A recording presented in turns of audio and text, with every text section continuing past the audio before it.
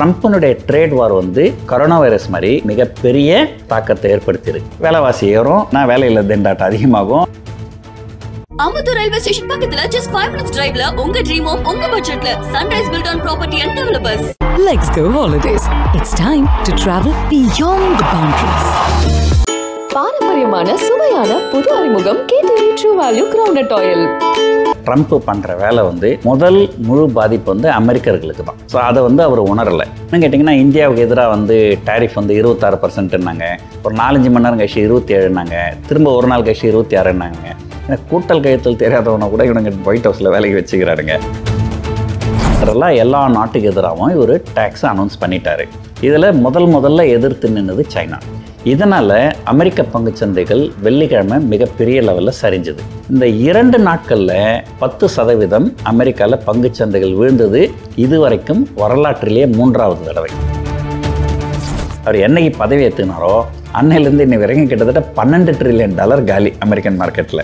ஒட்டுமொத்த நாட்டையுமே வந்து இறக்கிட்டு இப்போ என்ன சொல்கிறாரு, நான் செய்கிறதெல்லாம் 10 வருஷத்துக்கு அப்புறம் தான் தெரியும். நான் இப்போ நல்லா தாங்க சாப்பிட்டுக்கின்னு இருந்தேன், எங்கிட்ட இருந்த சாப்பாடை பிடிங்கின்னு என்னை பட்னியாக விட்டுட்டு 10 வருஷம் கழிச்சு உங்களுக்கு விருந்து கிடைக்கும்னு சொன்னாக்கா அது எந்த பொதுமக்கள் ஏற்றுப்பாங்க? இவர் ட்ரம்ப் திருந்துவாரா திருந்த மாட்டாரா? திருந்தினார்னா பங்குச்சந்தைகள் அபரிதமாக மேலே ஏறும். அப்போ இதை வந்து ஒரு வாய்ப்பாக நினச்சி நம்ம பயன்படுத்தி இதை வாங்கலாம். ஆனால் அவர் திருந்தாமல் பிடிவாதமாக இருந்து நாடு எப்படி போனாலும் கவலை இல்லை, நான் என்னுடைய பாலிசி தான் முக்கியம் அப்படின்னு சொன்னார்னா அமெரிக்காவில் சிவில் அண்ட்ரஸ்டே கூட வரலாம். ஒரு 1ஆம் உலகப் போர் 2ஆம் உலகப் போருக்கு அடுத்தபடியாக இந்த வர்த்தக போர் ஒரு 3வது உலகப் போராக மாறுவதற்கு கடந்த 2 நேர்காணல்கள்லாம் தொடர்ந்து நம்ம வந்துட்டு இந்த டாரிஃப் விஷயத்தினால உலகம் எவ்வளோ தூரம் பாதிக்கப்பட்டது அப்படிங்கிறத பேசிகிட்டு இருந்தோம். அண்ட் வந்து சைனா வந்து ரிட்டாலியேட் பண்ணியிருக்கிறாங்க. அதனால வந்து இன்னைக்கு உலக பங்குச்சந்தையே வந்துட்டு கவர்ந்துருக்கு அப்படிங்கிறத பார்க்க முடியுது. நிறைய சரிவுகளை பார்க்க முடியுது. குறிப்பாக இந்திய பங்குச்சந்தை வந்து 3-4% வரைக்கும் வந்துட்டு சரிவை நோக்கி வந்துட்டு வர்த்தகமாக இருக்கு பார்க்க முடியுது. ஸோ சைனாவோட ரிட்டாலியேட்லேருந்து ஆரம்பிக்கலாம் அப்படிங்கிறது தான் ஃபஸ்ட்டு கொஸ்டினாக இருக்கும். நீங்கள் எப்படி பார்க்குறீங்க சார்? பொதுவாக நான் உங்களுக்கு ஏற்கனவே சொல்லியிருந்தேன். நான் அமெரிக்காவில் இந்த ட்ரம்ப் பண்ணுற வேலை வந்து முதல் முழு பாதிப்பு வந்து அமெரிக்கர்களுக்கு தான். ஸோ அதை வந்து அவர் உணரலை. அது எதனால் உணரலை, எதனால் வந்து சொல்லிக் கொடுக்கல என்ன கேட்டிங்கன்னா, இந்தியாவுக்கு எதிராக வந்து டேரிஃப் வந்து 26%ன்னாங்க, ஒரு 4-5 மணி நேரம் கழிச்சு 27ன்னாங்க, திரும்ப ஒரு நாள் கழிச்சு 26ன்னாங்க. கூட்டல் கையத்தில் தெரியாதவனை கூட இவனுங்க ஒயிட் ஹவுஸில் வேலைக்கு வச்சுக்கிறாருங்க. இந்த லட்சணத்தில் தான் அமெரிக்கா இருக்குது.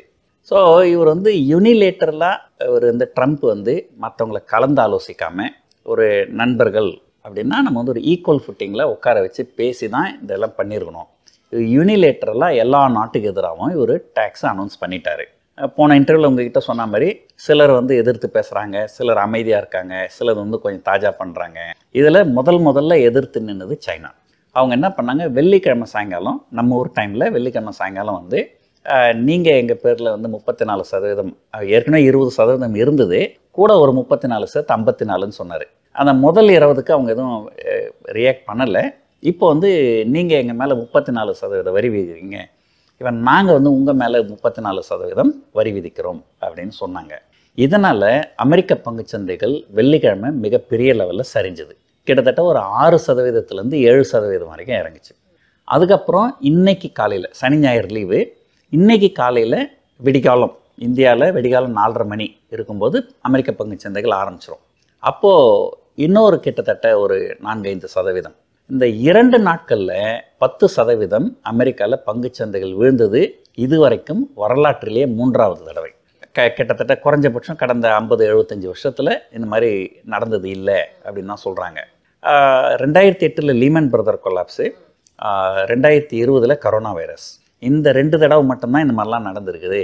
அப்போது இந்த ட்ரம்ப்னுடைய ட்ரேட் வார் வந்து ஒரு லீமன் பிரதர் மாதிரி, கொரோனா வைரஸ் மாதிரி ஒரு மிகப்பெரிய தாக்கத்தை ஏற்படுத்தியிருக்கு. பொதுவாக இந்த அரசியல்வாதிகள்லாம் என்ன கணக்கு பண்ணுறாங்கன்னு நமக்கு தெரியாது.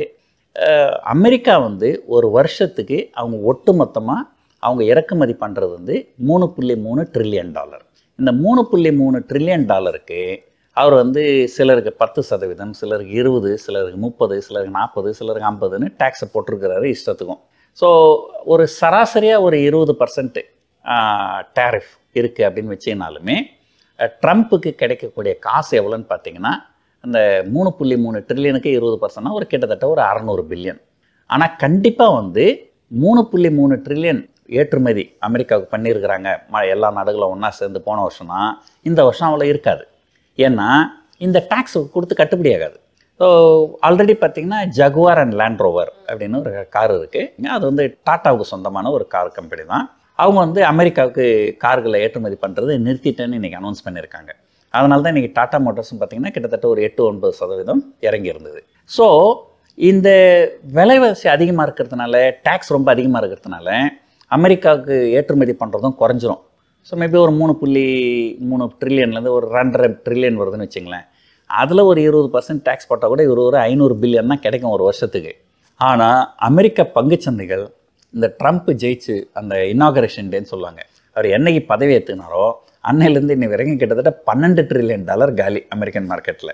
இந்த $12 ட்ரில்லியன் அவருக்கு வேணும்னு சொன்னாலே கிட்டத்தட்ட 25 வருஷம் ஆகும்.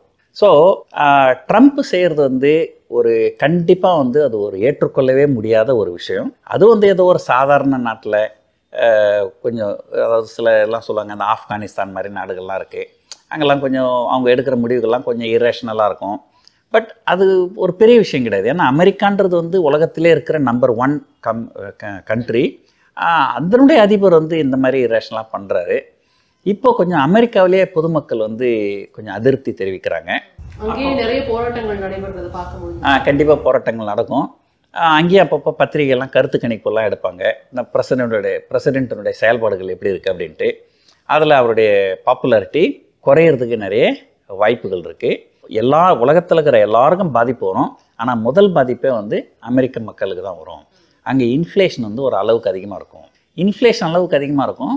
ஸோ வெள்ளிக்கிழமை நைட்டு ஃபெட் சேர்மன் பேசியிருக்கிறாரு, அந்த ட்ரம்ப்பினுடைய இந்த டேரிஃப்னால் வந்து கண்டிப்பாக வந்து இன்ஃப்ளேஷன் ஏறும், அதனால் வட்டி விகிதங்கள்லாம் எங்களால் இப்போ குறைக்க முடியாது, இதெல்லாம் பார்த்துக்கின்னு இதெல்லாம் எந்த அளவுக்கு போகுதுன்னு பார்த்துட்டு அதுக்கப்புறம் தான் ஒரு முடிவுக்கு வர முடியும்னு சொல்லியிருக்கிறாரு.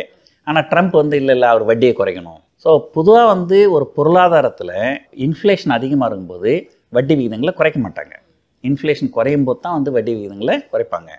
ஒரு பக்கம் இவர் 25% டேக்ஸ் 50% டேக்ஸ்ன்னு இன்ஃப்ளேஷன் அதிகமாகிறதுக்கு உண்டான எல்லா வழியும் செஞ்சுட்டு, இன்னொரு பக்கம் வந்து ஜெரோம் பவலை பார்த்து நீ இன்ட்ரெஸ்ட் ரேட்டை குறை அப்படின்னு சொல்கிறாரு.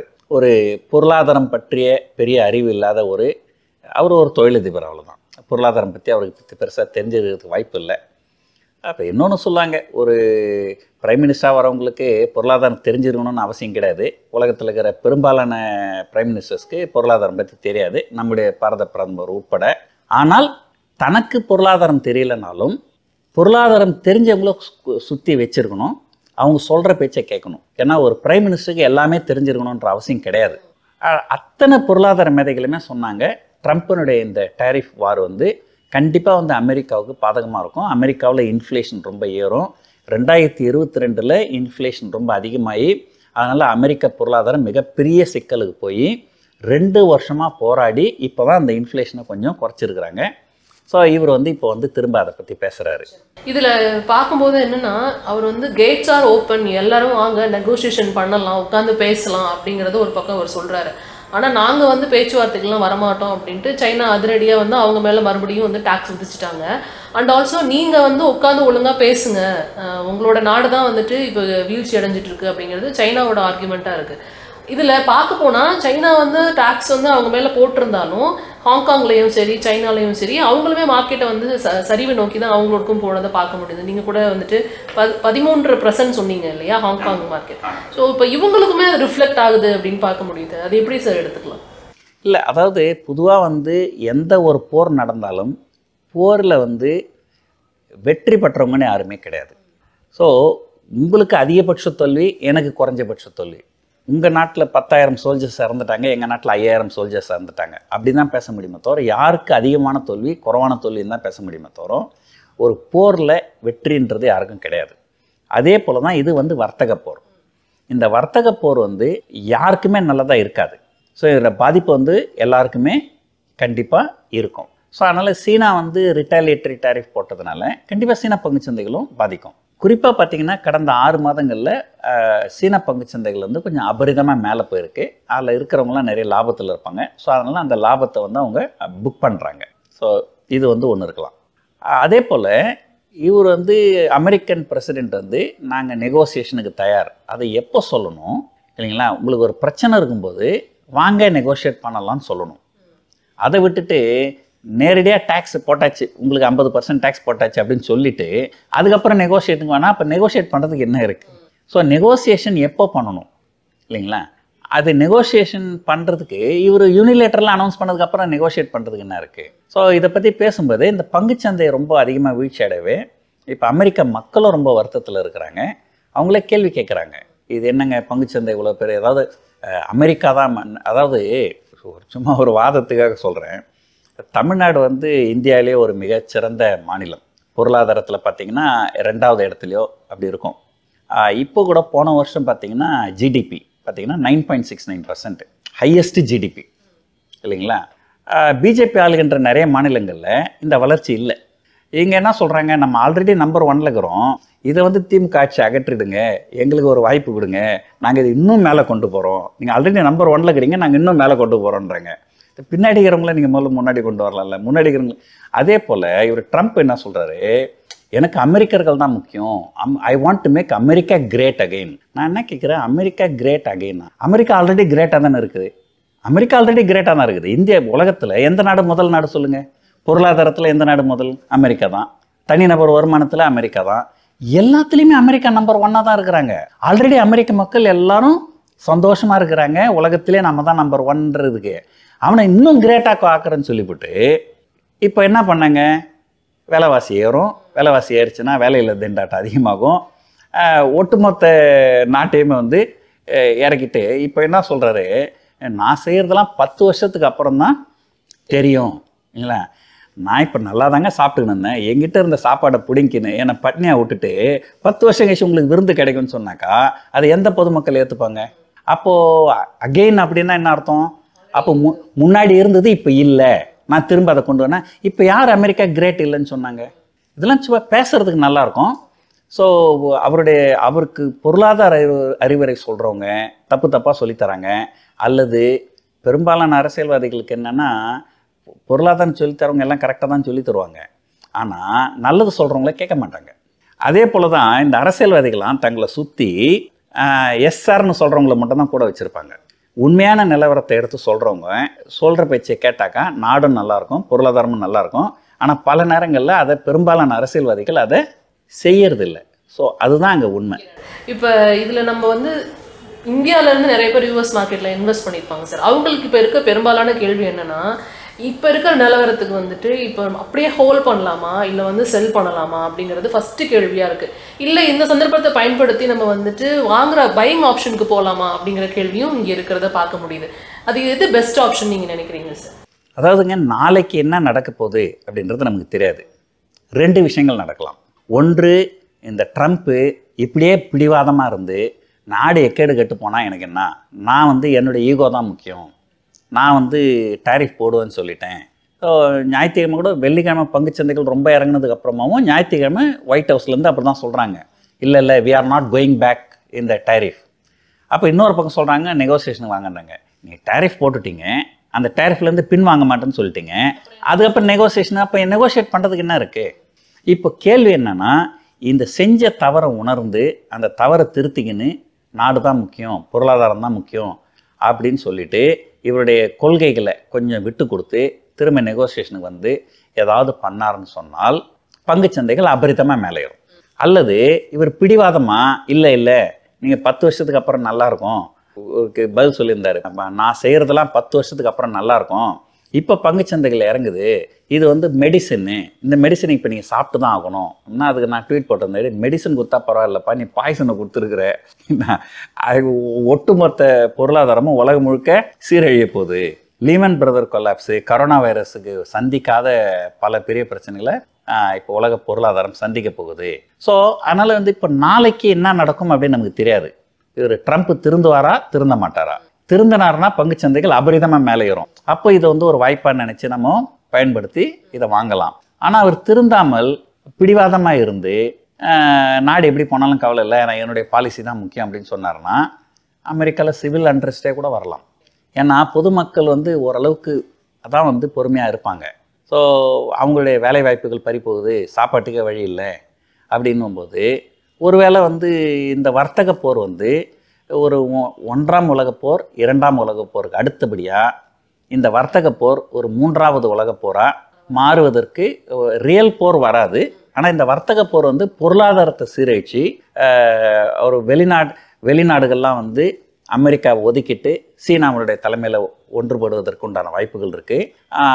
அமெரிக்க மக்கள் வந்து ரொம்ப அதிருப்தியாகி ஒரு சிவில் அன்ரெஸ்ட் வருவதற்கும் வாய்ப்புகள் நிறைய இருக்குது. சிங்கப்பூர் பிஎம் கூட அதான் சொன்னார், இது 1931 சினாரியோ மாதிரியே இருக்குது கோயிங் ஃபார்வர்ட் அப்படிங்கிற மாதிரி தான் அவரும் அவரோட கருத்தை பதிவு பண்ணியிருந்தார். இப்போ நீங்கள் சொல்கிறப்பையும் அதே மாதிரி தான் சொல்கிறீங்க. இது பார்த்திங்கன்னா இதுக்கும் சிங்கப்பூர் வந்து அமெரிக்காவுக்கு மிக மிக மிக நெருக்கமான நட்பு நாடு.